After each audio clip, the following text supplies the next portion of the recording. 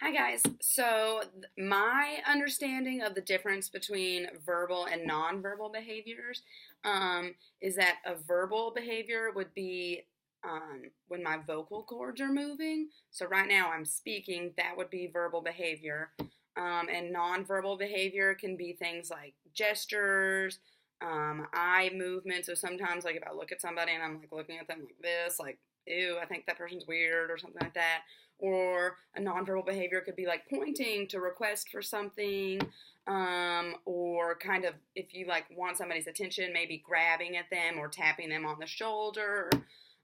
So those would be kind of nonverbal behaviors that we see a lot of times.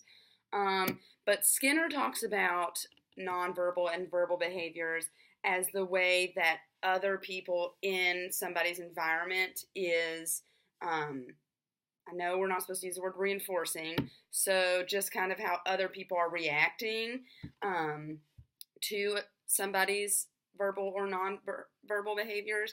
So it's kind of trained in the person, like, so when a little kid like makes a sound that they like have never done before, and like the parent gets really excited and they're like, whoa, and they're like freaking out.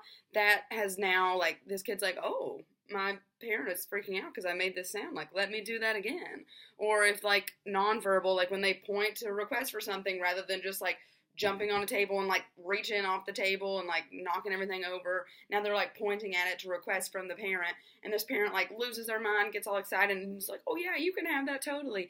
Now this kid has been trained, has been conditioned to do that again. So now they're like, oh, that was way more effective. I'm just going to do that next time rather than like going through all the steps of climbing on the table to grab this off the shelf.